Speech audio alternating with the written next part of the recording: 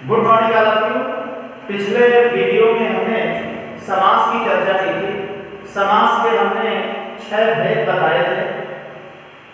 अव्ययी भाव, तत्पुरुष समास और बहुव्रीहि समास तक हमने आपको बताया था।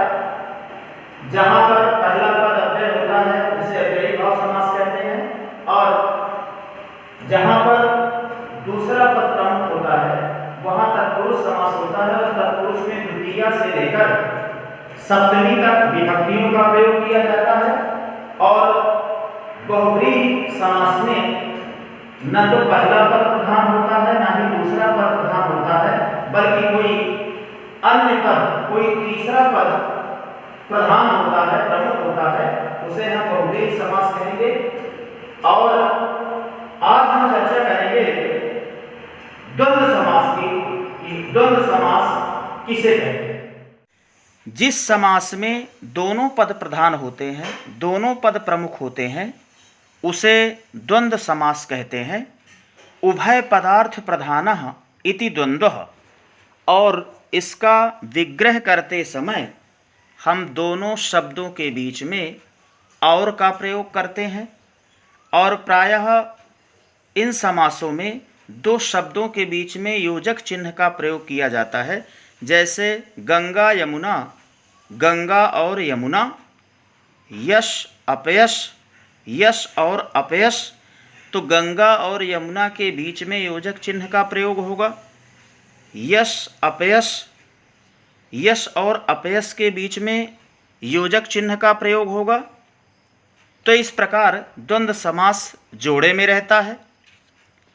और फिर अगला समास देखेंगे, पांचवा, कर्मधारय समास। तो कर्मधारय समास में पूर्व पदम विशेषणम, उत्तर पदम विशेष्यम भवति। तो कर्मधारय समास में पहला पद विशेषण होता है और दूसरा पद विशेष्य होता है। जो विशेष्य की विशेषता बताता है उसे हम विशेषण कहते हैं। जैसे नील गगन, यहाँ पर गगन विशेष्य है और नील जो है विशेषण है, जो गगन की विशेषता बता रहा है। श्वेत पुष्प, पुष्प विशेष्य है और श्वेत विशेषण है। यहाँ श्वेत जो है पुष्प की विशेषता बता रहा है। तो कर्मधारय समास में विशेषण और विशेष्य होता है। फिर देखेंगे छठवां, द्विगु समास। जहाँ पर पहला पद संख्यावाची होता है और समूह का बोध होता है, उसे हम द्विगु समास कहते हैं। संख्या पूर्वो द्विगुः। जैसे तिराहा, 3 रास्तों का समूह, चौराहा, 4 रास्तों का समूह। तो द्विगु समास में पहला पद संख्यावाची होता है। और अब देखेंगे बहुव्रीहि समास और द्विगु समास में क्या अंतर होता है।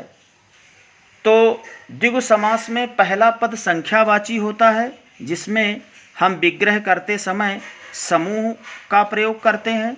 और बहुव्रीहि समास में दोनों पद मिलकर किसी तीसरे अर्थ की ओर इंगित करते हैं। जैसे 10 हैं आनन जिसके, अर्थात रावण। और जब हम तिराहा शब्द का प्रयोग करते हैं तो तिराहा 3 रास्तों का समूह, जहाँ पर हम समूह की बात करते हैं वहाँ पर द्विगु समास होता है। और जहाँ हम तीसरे अर्थ की ओर संकेत करते हैं तो वहाँ पर बहुव्रीहि समास होता है। इसी प्रकार कर्मधारय और बहुव्रीहि समास में,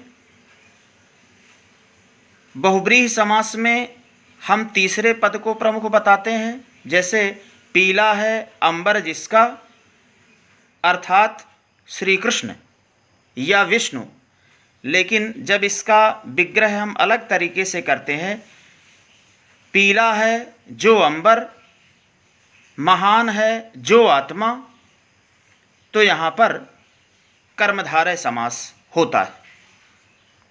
इस प्रकार समास के दोनों वीडियो पहले और इस वीडियो को आपको केवल सुनना है और इसके नोट्स जो है हम आपको बाद में भेजेंगे, जिन्हें आपको काव्य खंड की कॉपी में, ग्रामर की कॉपी में लिखना।